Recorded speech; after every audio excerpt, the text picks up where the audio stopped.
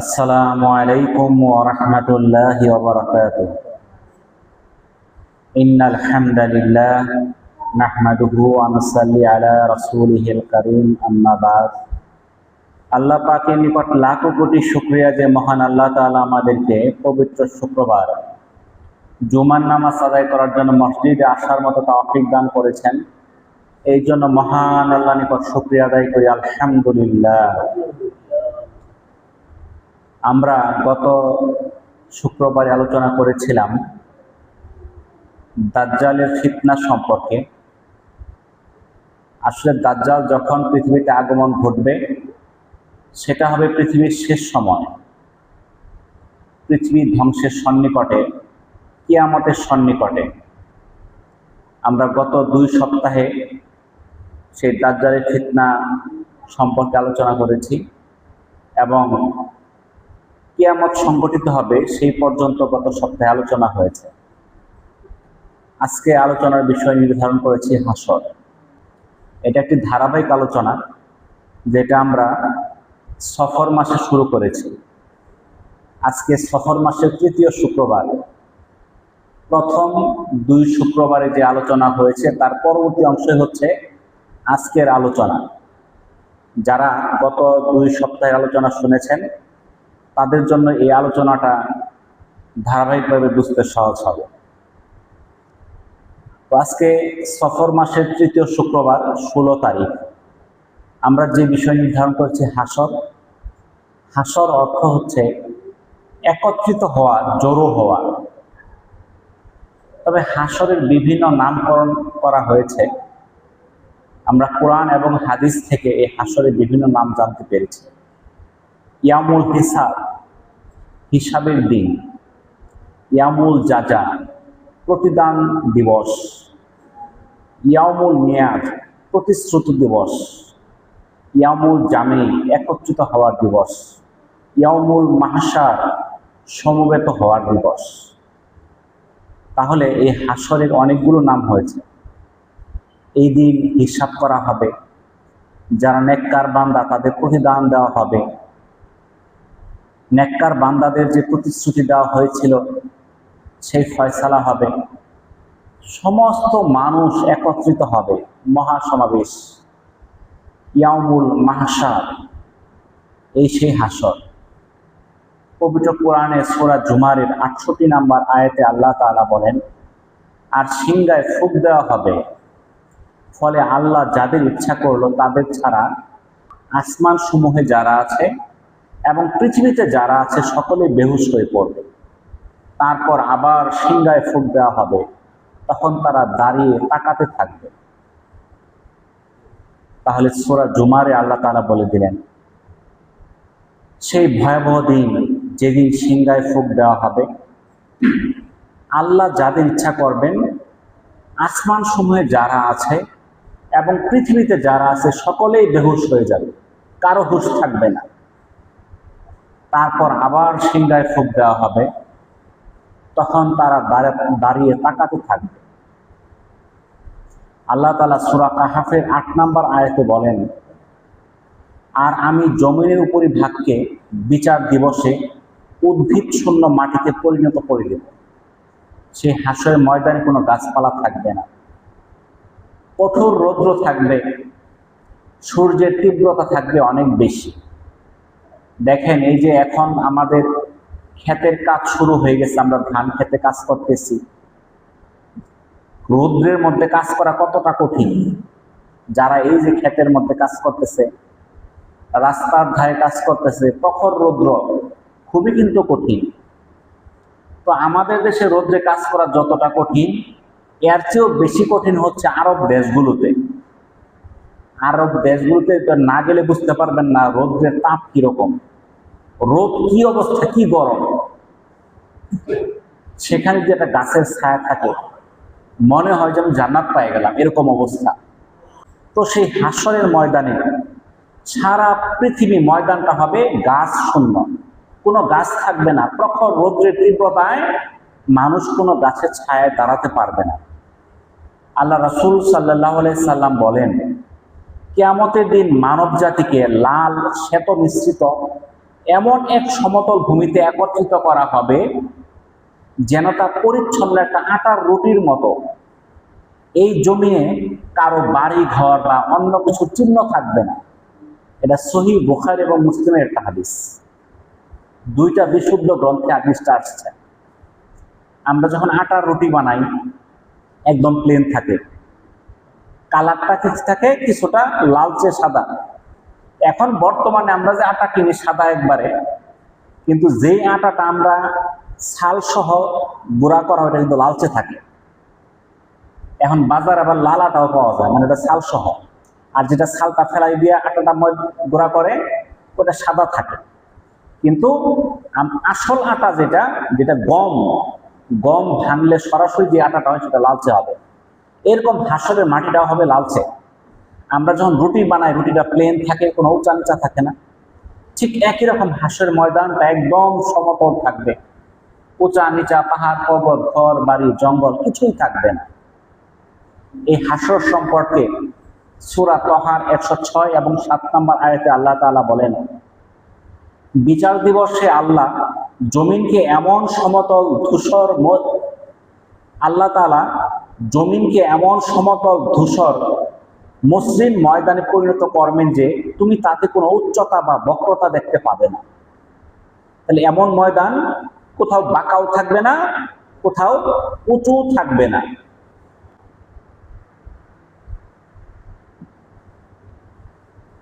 কিয়ামতের দিনটি হবে প্রচন্ড উত্তপ্ত। মহানবী সাল্লাল্লাহু আলাইহি সাল্লাম বলেন, বিচার দিবসে সূর্যকে মানুষের কাছে আনা হবে, তা হবে তাদের থেকে 1 ফারসাখ মানে 3 মাইল দূরে। ব্যক্তির আমল অনুযায়ী ঘামের মধ্যে সে অবস্থান করবে। কারো ঘাম হবে টাকনু সমান, কারো হবে হাঁটু সমান, কারো কোমর সমান, কারো মুখ সমান। তাহলে এই হাদিসটা মিশকাতে আসছে। আম্মা জান আয়েশা রাদিয়াল্লাহু তাআলা আনহা থেকে বর্ণিত, তিনি বলেন, আমি রাসূলুল্লাহ সাল্লাল্লাহু আলাইহি সাল্লামকে বলতে শুনেছি যে হাসরের দিন মানব জাতিকে খালি উলঙ্গ এবং খতনাবিহীন অবস্থায় একত্রিত করা হবে। আমি আরজ করলাম, ইয়া রাসূলুল্লাহ, এই অবস্থায় নারী পুরুষ পরস্পরের দিকে তাকাবে। রাসূলুল্লাহ সাল্লাল্লাহু আলাইহি সাল্লাম উত্তর দিলেন, হে আয়েশা, সেই দিনের অবস্থা এত ভয়ানক এত ভয়ঙ্কর হবে যে নারী পুরুষ একে অপরের দিকে তাকানোর মতো চিন্তাই করবে না। সহিহ মুসলিমের 2859 নম্বর হাদিস। এদিক ওদিক সেদিন তাকানোর কোনো মানুষের মনে চিন্তাই হবে না। সকলে ভীত সন্ত্রস্ত এবং বিহ্বল হয়ে পড়বে। আর কাফির অবিশ্বাসীদের অধোমুখে হাঁটিয়ে হাসরের ময়দানে হাজির করা হবে। হযরত আনাস রাদিয়াল্লাহু তাআলা আনহু বলেন, একদা জনৈক ব্যক্তি আরজ করল, ইয়া রাসূলুল্লাহ সাল্লাল্লাহু আলাইহি সাল্লাম, কিয়ামতের দিন কাফিরদের কিভাবে মুখের উপর হাঁটিয়ে একত্রিত করা হবে? উত্তরে তিনি বললেন, যিনি দুনিয়াতে মানুষকে 2 পায়ে চালিয়েছেন তিনি কি হাসরের দিন তাকে মুখের উপর ভর করে চালানোর ক্ষমতা রাখেন না? এটা সহিহ বুখারীর 6532, সহিহ মুসলিমের 2806 নম্বর হাদিস। তাহলে আল্লাহ তাআলা আমাদেরকে পা দিয়ে হাঁটাইতেছে দুনিয়াতে। যেই আল্লাহ আমাদেরকে পা দিয়ে হাঁটাইলো দুনিয়াতে, সেই আল্লাহর ক্ষমতা আছে সেই হাসরের ময়দানে কাফির মুশরিকদের মুখ দিয়ে হাঁটানো, তাকে অপমানিত অপদস্থ করা। হযরত ইবনে মাসউদ রাদিয়াল্লাহু তাআলা আনহু রাসূলুল্লাহ সাল্লাল্লাহু আলাইহি সাল্লামের নিকট বর্ণনা করেন, তিনি বলেন, হাসরের দিন মানুষের পা এক বিন্দু নড়তে পারবে না যতক্ষণ তার নিকট 5টি প্রশ্নের বিষয়ে জিজ্ঞাসাবাদ না করা হবে। 5টা প্রশ্ন। এই 5টা প্রশ্নের উত্তর না দিয়ে কে পাও উঠাইতে পারবে না, সে তার পাকে সরাইতে পারবে না। 1 নাম্বার, নিজের জীবনকাল সে কোন কাজে অতিবাহিত করেছে। হাসরের ময়দানে প্রথম প্রশ্নই হবে তার নিজের জীবনকাল সে কোন কাজে অতিবাহিত করেছে। সে ভালো কাজে অতিবাহিত করেছে না মন্দ কাজে অতিবাহিত করেছে। সে ইবাদত আল্লাহর ইবাদতে মশগুল ছিল না শয়তানের তাবেদারি করেছে। এই প্রশ্নের উত্তর দিতে হবে। 2 নাম্বার, যৌবনের শক্তি সামর্থ্য কোথায় ব্যয় করেছে। আল্লাহ তাআলা তাকে শক্তি দিয়েছিল, সামর্থ্য দিয়েছিল, সেটা কি হালাল পথে ব্যয় করেছে নাকি হারাম পথে সে ব্যয় করেছে? এই প্রশ্নের উত্তর দিতে হবে। 3 নাম্বার, ধন সম্পদ কোথায় থেকে অর্জন করেছে? এই যে আমরা জন্ম থেকে মৃত্যু পর্যন্ত সম্পদ কামাইয়ের চিন্তায় আছি, এটা হালাল পথে না হারাম পথে? এই প্রশ্নের উত্তর দিতে হবে। 4 নাম্বার, এই অর্জিত সম্পদ সে কোন পথে ব্যয় করেছে? আপনি হালাল পথেই কামাই করছেন, ব্যয় করছেন কোন পথে, হালাল না হারাম? 5 নাম্বার, দিনের যতটুকু এলেম অর্জন করেছ সেই অনুযায়ী কতটুকু আমল করেছ? জামি তিরমিজি 2416 নাম্বার হাদিস। এই 5টা প্রশ্ন উত্তর দেওয়া ছাড়া একটা মানুষ হাসরের ময়দানে তার কদমকে উঠাইতে পারবে না।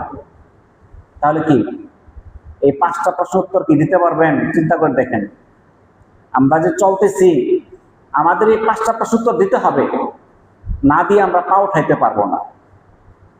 আমাদের জীবনকে কোন কাজে ব্যয় করলাম? আমাদের জীবন তো সারা জীবন শুধু কামাই রোজগার ধান্দাই গেল, আল্লাহর ইবাদতকে আমরা বুঝলাম না। আল্লাহ তাআলা জিন আর ইনসানকে সৃষ্টি করছে আল্লাহর ইবাদতের জন্য। আমরা এই যে যুবক বয়সে আল্লাহ আমাদের যে শক্তি সামর্থ্য দিয়েছিল, সেই শক্তি সামর্থ্য দিয়ে কি করছি আমরা? সারা জীবনের কোন পন্থায় আমরা আয় করেছি আর কোন পন্থায় ব্যয় করেছি? দিনের যে এলেম অর্জন করেছি, সেই এলেম থেকে আমরা কতটুকু আমল করেছি? আমরা জানি যে আল্লাহ তাআলা আমাদের জন্য নামাজ ফরজ করেছে, আমরা সবাই জানি। যে মুসলমান সে জানে তার উপর 5 ওয়াক্ত নামাজ ফরজ, এটা সব মুসলমানই জানে, কিন্তু আমল আমরা করি না। ভালো কাজগুলো করতে হবে, মন্দ কাজগুলো ত্যাগ করতে হবে। এই সম্বন্ধে এলেম আমাদের সবারই আছে, কারো কম কারো বেশি, কিন্তু সবারই এলেম আছে। কিন্তু সেই অনুযায়ী যদি আমরা উত্তর দিতে না পারি, তাহলে হাসরের ময়দান থেকে আমরা সরতে পারবো না। হযরত সাফওয়ান ইবনে মুহাজির রাদিয়াল্লাহু তাআলা আনহু থেকে বর্ণিত, তিনি বলেন, একদা হযরত ওমর ইবনে রাদিয়াল্লাহু তাআলা আনহু তাওয়াফ করছিলেন। এমন সময় হঠাৎ এক ব্যক্তি তার সম্মুখে এসে বলল, হে আবু আব্দুর রহমান, অথবা বলল, হে ইবনে ওমর রাদিয়াল্লাহু তাআলা, আপনি কি রাসূলুল্লাহ সাল্লাল্লাহু আলাইহি সাল্লাম থেকে হাসরের দিন আল্লাহ তাআলা ও মুমিনদের মধ্যকার গোপন আলোচনা সম্পর্কে কিছু শুনেছেন? তিনি বললেন, আমি রাসূলুল্লাহ সাল্লাল্লাহু আলাইহি সাল্লামকে বলতে শুনেছি যে হাসরের দিন মুমিনকে তার নৈকট্য দান করা হবে। হিশাম বলেন, মুমিন নিকটবর্তী হবে, এমনকি আল্লাহ তাআলা তাকে স্বীয় পর্দায় ঢেকে নেবেন এবং তার নিকট হতে তার গুনাহসমূহের স্বীকারোক্তি নেবেন। আল্লাহ পাক জিজ্ঞাসা করবেন, অমুক গুনাহ সম্পর্কে তুমি জানো কি? বান্দা বলবে, হে আমার পরওয়ারদিগার, আমি জানি। এভাবে 2 বার বলবে। তখন আল্লাহ তাআলা বলবেন, আমি পৃথিবীতে তোমার পাপকে গোপন রেখেছিলাম, আর আজ তোমার পাপ আমি ক্ষমা করে দিচ্ছি। তারপর তার নেক আমলগুলো গুটিয়ে নেওয়া হবে, আর অন্য দলকে, কাফিরদেরকে সকলের সামনে ডেকে আনা হবে। এরাই সেই লোক যারা আল্লাহ পাক সম্পর্কে মিথ্যা বলেছিল। সহিহ বুখারীর 4685 নাম্বার হাদিস। তাহলে যারা মুমিন ব্যক্তি, যারা ইমানদার ব্যক্তি, আল্লাহর হুকুম আহকামকে মেনে চলে, তাদের যে ভুল ত্রুটিগুলো হবে, আল্লাহ তাআলা তাদেরকে ডেকে সেই ভুল সম্পর্কে জিজ্ঞাসা করবে। তারা স্বীকার করবে। আল্লাহ তাআলা বলবে, তোমার সেই ত্রুটিগুলো আমি দুনিয়াতে গোপন রেখেছিলাম, আজকে মাফ করে দিলাম। সকল মুমিনদের বিচার তাদের প্রকাশ্যে আনা হবে না, তাদেরকে মাফ করে দেওয়া হবে। বিশ্বাসী মুমিন মানদার ব্যবস্থা কেমন হবে, অনুরূপ ভাবে যারা কাফির মুশরিক তাদের কি অবস্থা হবে, সেই সম্পর্কে আল্লাহ তাআলা পবিত্র কোরআনে বর্ণনা করেছেন। সূরা কিয়ামার 22 থেকে 25 নম্বর আয়াতে আল্লাহ তাআলা বলেন, সেদিন অনেক চেহারা উজ্জ্বল হবে, আপন রবের দিদার লাভ করবে। অনেক চেহারা ভয়ে আতঙ্কে বিবর্ণ হয়ে যাবে। তারা সেদিন বুঝবে যে তাদের সাথে এমন আচরণ করা হবে যা তাদের মেরুদণ্ড ভেঙে দিবে। তাহলে সূরা কিয়ামতে আল্লাহ তাআলা বলে দিলেন, নেককারদের চেহারা কি হবে কিয়ামতের ময়দানে, আর বদকারের চেহারা কি হবে। যারা নেককার তাদের চেহারা উজ্জ্বল হবে, তারা আনন্দিত থাকবে। তাদের কি আনন্দ? তারা আপন রবের দিদার লাভ করবে, মহান আল্লাহর সাক্ষাৎ লাভ করবে, তারা আনন্দিত থাকবে। আর যারা আল্লাহর কথার বিরুদ্ধাচরণ করত, রাসূল সাল্লাল্লাহু আলাইহি সাল্লামের পথের বিরুদ্ধাচরণ করত, শয়তানের তাবেদারি করত, তাদের চেহারা ভয়ে আতঙ্কিত থাকবে, চেহারা বিবর্ণ হয়ে যাবে, তাদের এমন আচরণ করা হবে তাদের মেরুদণ্ড ভেঙে যাবে। সূরা আল ইমরানের 106 নম্বর আয়াতে আল্লাহ তাআলা বলেন, সেদিন অনেক মুখ ঈমান ও নেক আমলের আলোয় উজ্জ্বল হবে, আর কতক মুখ কুফর ও পাপের কালিমায় কালো হয়ে যাবে। তাহলে হাসরের ময়দানে নেককারদের কোনো ভয় নাই। তারা সেদিন তাদের মুখমণ্ডল উজ্জ্বল হয়ে যাবে। কিসের কারণে? ঈমান এবং নেক আমলের কারণে। ঈমান এবং নেক আমল এই দুইটার কারণে তাদের মুখ হবে উজ্জ্বল, তারা চিন্তামুক্ত থাকবে। আর যারা কুফরের মধ্যে নিমজ্জিত থাকবে, পাপে জর্জরিত থাকবে, তাদের মুখমণ্ডল হয়ে যাবে কালো, আতঙ্কিত। সূরা আবাসার 38 থেকে 42 নম্বর আয়াতে আল্লাহ তাআলা বলেন, সেদিন অনেক চেহারা হবে উজ্জ্বল, সহাস্য, প্রফুল্ল, এবং সেদিন অনেক চেহারা হবে ধুলোমলিন। সেগুলোকে আচ্ছন্ন করে রাখবে পাপাচারের কালিমা। এরাই তারা যারা ছিল অস্বীকারী, পাপিষ্ঠ।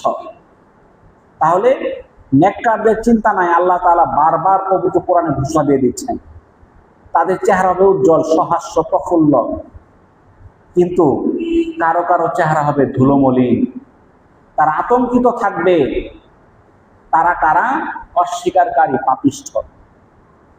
সহিহ বুখারীতে আবু হুরায়রা রাদিয়াল্লাহু তাআলা আনহু ও আবু সাঈদ খুদরি রাদিয়াল্লাহু তাআলা আনহু থেকে বর্ণিত, একবার কিছু সাহাবী নবীজির কাছে জানতে চাইল, ইয়া রাসূলুল্লাহ, আমরা কি কিয়ামত দিবসে আমাদের আল্লাহ তাআলার দিদার পাবো?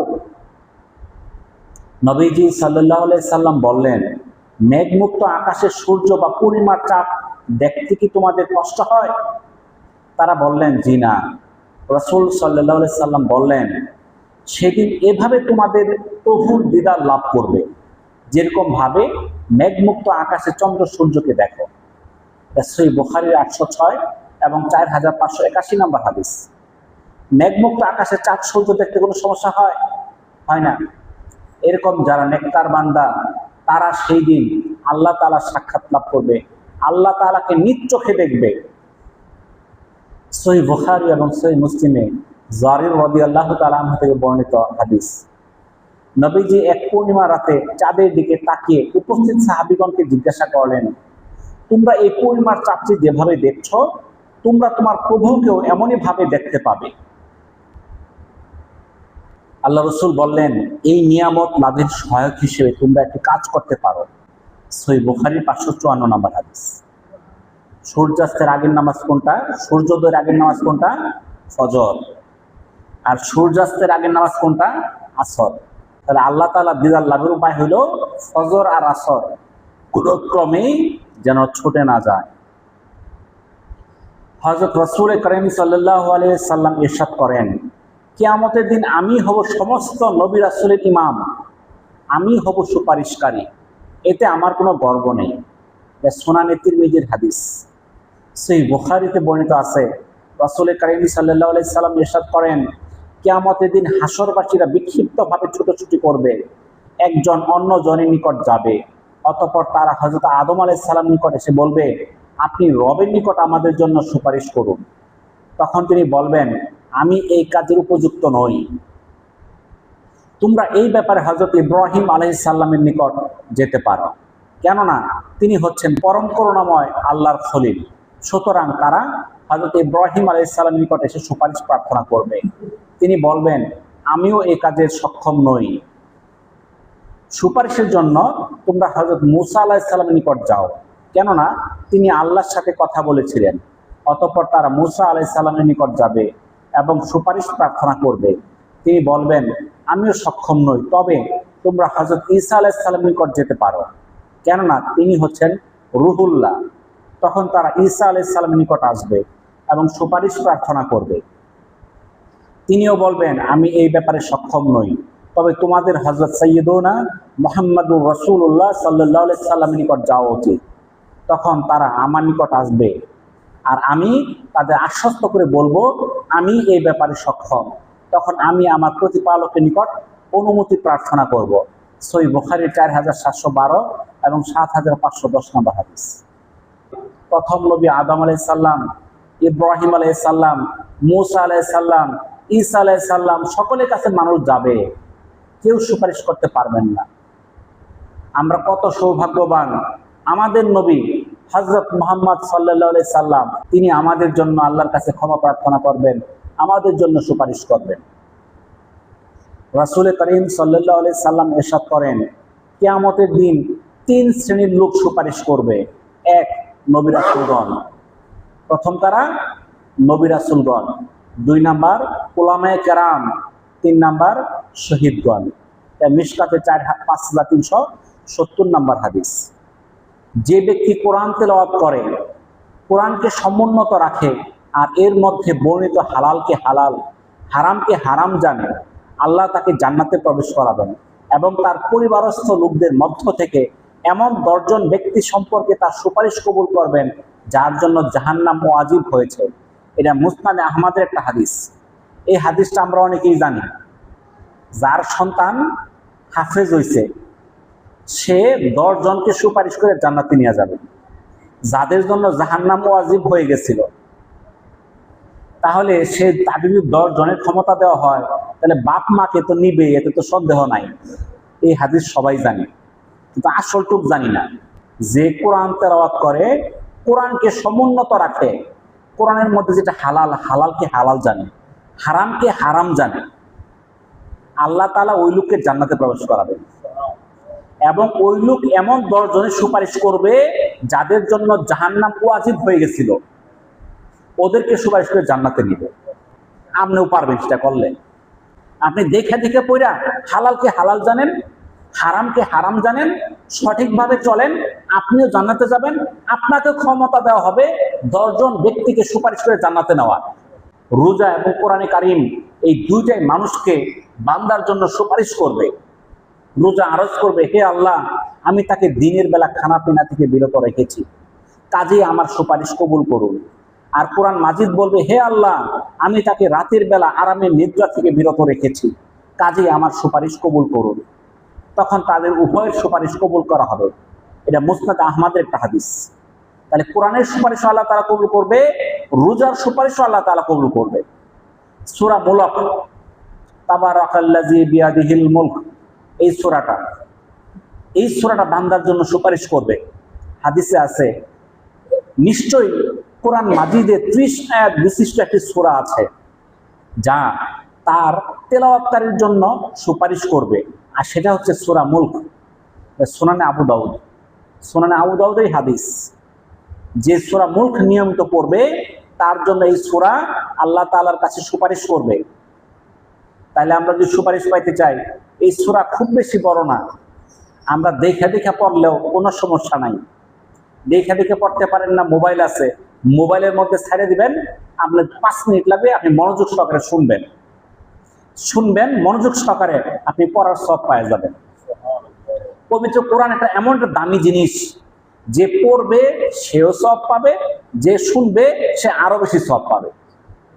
ইমাম সাহেব পড়তেছে, সব পাইতেছে, আপনি শুনতেছেন, আপনি সব বেশি পাবেন।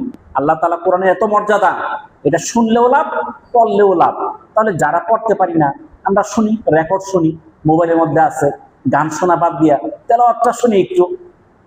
আমরা তো মোবাইল হাত থেকে সরাই না, নাকি কন? তাহলে একটু তেলাওয়াত শুনলাম।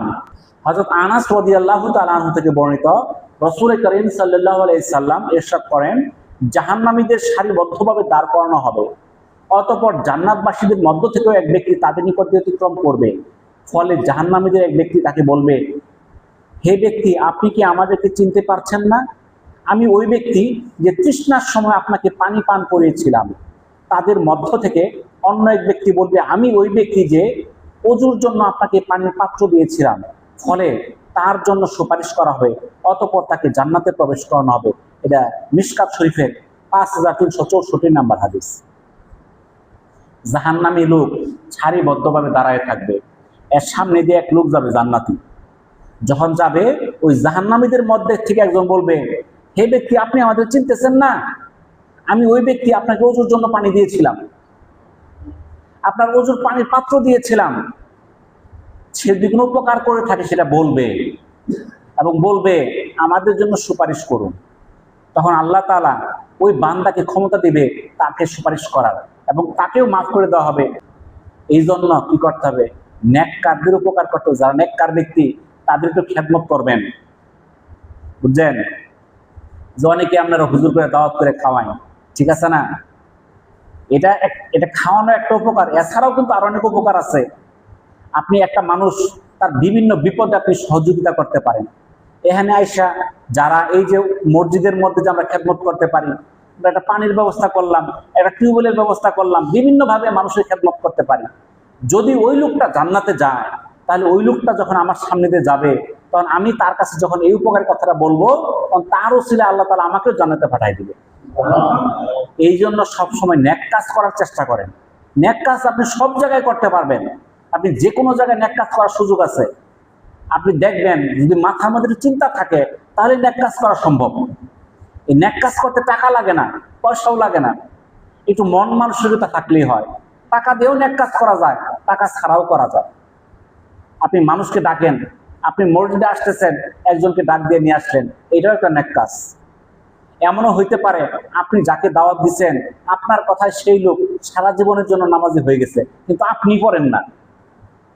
আপনি পড়েন শুক্রবারে, কিন্তু আপনার কথায় সেই লোক নামাজি হয়ে গেছে।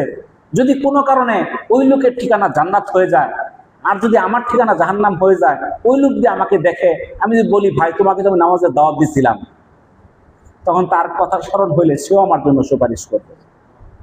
এই জন্য আমরা মানুষের উপকার করার চেষ্টা করি। হযরত আব্দুল্লাহ ইবনে আবু জাদা রাদিয়াল্লাহু তাআলা আনহু থেকে বর্ণিত, তিনি বলেন, আমি রাসূল কারীম সাল্লাল্লাহু আলাইহি সাল্লামকে বলতে শুনেছি, আমার উম্মতের এক ব্যক্তির সুপারিশে বনি তামিম গোত্রের লোক সংখ্যা থেকে অধিক সংখ্যক লোক জান্নাতে প্রবেশ করবে। এটা সুনানে তিরমিজি একটা হাদিস। অর্থাৎ উম্মতে মুহাম্মদের এত মর্যাদা, উম্মতে মুহাম্মদীর যেই উম্মতেরা আল্লাহ রসুলের উম্মতেরাই, যে আমাদের মধ্যে যারা আল্লাহ তাআলা যাদেরকে সুপারিশ করার ক্ষমতা দিবেন, তারা এত লোক নিয়ে যাবে যে বনু তামিম একটা গোত্র, যে গোত্রের মধ্যে অনেক লোক ছিল, তাদের চেয়ে বেশি লোককে এই উম্মতেরা কি করবে? সুপারিশ করে জান্নাতে নিয়ে যাবে। অনেক নবীরা তাকায় বলবে, এরা কোন নবীর উম্মত, এরা কোন নবী যাইতেছে? বলা হবে এরা নবী না, এরা উম্মতে মুহাম্মদের একটা উম্মত, তারা তাদের গোত্রকে নিয়ে জান্নাতে যাইতেছে। অনেক নবী হবে, যেই নবী সারা জীবন দাওয়াত দিয়া 5 জনকেও কি করতে পারে নাই, ঈমান আনতে পারে নাই, তার 5টা ঈমানদার উম্মত নাই, কিন্তু উম্মতে মুহাম্মদী হাজার হাজার লক্ষ লক্ষ উম্মত নিয়ে কি করবে? জান্নাতে যাবে। এই জন্য এই জান্নাতে যদি আমরা যাইতে চাই, তাহলে আমাদের সবচেয়ে বড় কাজ ফরজ আমল, এটা ত্যাগ করা যাবে না। ফরজ নামাজ, রোজা, হজ, যাকাত। কালেমা তো আমরা পাঠ করি, তাই না? নামাজ, রোজা এটা সবার জন্যই ফরজ, ধনী হোক গরিব হোক, আর যাদের সামর্থ্য আছে তাদের জন্য হজ আর যাকাত। তাহলে আমরা যারা সাধারণ মানুষ, আমাদের জন্য তো নামাজ, রোজা এটা বাদ নাই। আমরা চেষ্টা করি, এখনই যে লাগানি শুরু হইতেছে, এখন লাগানি শুরু হইলে মানুষ মসজিদে মুসল্লি কমে যাবে। লাগানি থাকুক, সমস্যা নাই, আপনি নামাজটা ছাড়বেন না, নামাজ পড়বেন, নামাজ ছাড়া যাবে না। আপনি যে এখন দেখবেন মাঠের মধ্যে কাদা হয়ে গেছে, আপনি মাঠের ধারে নামাজ পড়ে ফেলবেন। যদি এখানে আসা পর্যন্ত সম্ভব না হয়, আপনি কাজা করার দরকার নাই, মাঠের ধারেই পড়ে ফেলবেন, কিন্তু নামাজটা ছাড়া যাবে না। নামাজটা যদি ধরতে পারেন, আল্লাহ তাআলা আপনার ইহকাল এবং পরকাল দুইটার জন্য কল্যাণকর করে দিবেন। এই জন্য আমরা সবাই চেষ্টা করি যেন আমরা নামাজকে ধরে রাখতে পারি, নামাজ যেন কোনো কারণে ছুটে না যায়। আমাদের পরিবার পরিজন যারা আছে তাদেরকে আমরা নামাজের আদেশ করি, তাদেরকে নামাজের তাকিদ দেই। শুধু আমি নামাজ পড়লাম তাইলে হবে না, আমার স্ত্রী, সন্তান, পরিবার পরিজন সকলকেই নামাজ আদায় করতে হবে। আর নামাজকে পড়ার জন্য বলা হয় নাই, বলা হয়েছে কায়েম করো, আকিমুস সালাত, নামাজ কায়েম করো, অর্থাৎ নিজে পড়ো, সকলকে নিয়ে পড়ো। এটাই হলো আকিমুস সালাত। আমি নামাজ পড়বো, আমার স্ত্রী, সন্তান, পরিবার পরিজন, মহল্লাবাসী সবাই নামাজ পড়বে, সবাইকে আমরা নামাজে তাকিদ দিব, তাহলে আমার আকিমুস সালাত কায়েম হবে। আমরা চেষ্টা করি যে এই যে ধান কাটা, লাগানি আমাদেরকে যেন নামাজ থেকে দূরে রাখতে না পারে। শয়তান ওয়াসওয়াসা দিবে, এখন যাওয়ার দরকার নাই, সন্ধ্যার পরে ওযু গোসল করে একবারই নামাজটা পড়ো, কোনো সমস্যা নাই। আপনার শরীরে ট্যাক আছে, কাদা আছে, কোনো সমস্যা নাই। থাক প্যাক কাদা, আপনি একটু পানি নেউজু করে খেতের ধারে নামাজটা করে ফেলেন। যদি শরীরে প্যাক কাদা আছে তাহলে ঘাসের মধ্যে সিজদাতে একটু প্যাক ভরবো, কি হইলো আর? যা মানুষ খুব আরামে আছে, কোনো সমস্যা নাই, সে নামাজ পড়তেছে। আবার একটা লোক বিপদের মধ্যে আছে, কষ্টের মধ্যে আছে, কাজের মধ্যে আছে, সেই সব কিছু পার করে নামাজের মধ্যে আছে, সেই নামাজটার মূল্য আরো বেশি। বোঝা গেল? আর দেখা গেল যে আমরা কাজ করলে আমরা কি নামাজ ছেড়ে দিই। এই নামাজ যেন কখনো না ছাড়তে পারি। নামাজ যদি আমি ধরতে পারি, আমার পরিবার পরিজন রহমত আসবে, বরকত আসবে, শান্তি আসবে। আর নামাজ পড়বেন না, বিভিন্ন বিশৃঙ্খলা যারা জড়াবে। আপনার সন্তানকে যদি নামাজ রাখেন, আপনার সন্তান কখনো জুয়া খেলায় যাবে না, আপনার সন্তান ইয়াবা খাবে না। আপনি দেখেন তো একটা লোকের, আমার দেখেন যে এই এলাকার 5 ওয়াক্ত নামাজ পড়ে ইয়াবা খায়, একটা লোক দেখাইতে পারবেন কেউ? 5 ওয়াক্ত নামাজ পড়ে ইয়াবা খায় এরকম আছে কোনো লোক? নাই।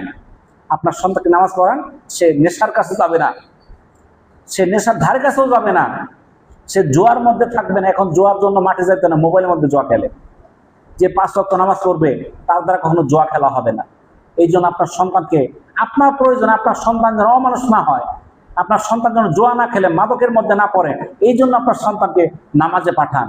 আপনার সন্তানটা ভালো হয়ে যাবে, আপনার মৃত্যুর পর আপনার জন্য দোয়া করবে, আপনার জন্য আল্লাহর কাছে ক্ষমা প্রার্থনা করবে, রব্বির হামহুমা কামা রব্বায়ানি সাগীরা। এই জন্য আমরা নিজেরা নামাজ পড়ি এবং আমাদের সন্তান, পরিবার পরিজন প্রত্যেকে নামাজের জন্য আমরা তাকিদ দেই, তাদেরকে চাপ প্রয়োগ করি। আমরা যেরকম ভাবে অনেক সময় চাপ দেই, তুমি যদি লেখাপড়া না করো তোমার কাপড় চোপড় কিনে দেবো না, বেতন দেওয়া হবে না, টাকা দেওয়া হবে না। আমরা সকাল বিকাল চাইলেই 5 টাকা 10 টাকা বাচ্চারা দিতেছি, শর্ত নামাজ পড়ছ নাও টাকা, নামাজ পড়ছ টাকা নাই। একটু উৎসাহিত করেন, বেশি কষ্ট হবে না। কিন্তু সমস্যা একটা কি জানেন, আমরাই নামাজ পড়ি না। যদি কই তুমি তো করো না, আমার কাউকে, এগুলো সমস্যা। আমরা নামাজ ধরে ফেলি, আমাদের সন্তানরাও, পরিবার পরিজন তারাও নামাজ ধরে ফেলবে। এই জন্য এই যে আমরা যে কথাগুলো শুনি, এগুলো যে আমল করি, এই কথাই যথেষ্ট। আল্লাহ তাআলা আমাদেরকে তাওফিক দান করুন। ওয়া আখিরু দাওয়ানা আনিল হামদুলিল্লাহি রাব্বিল আলামিন। আসসালামু আলাইকুম ওয়া রাহমাতুল্লাহি ওয়া বারাকাতুহু।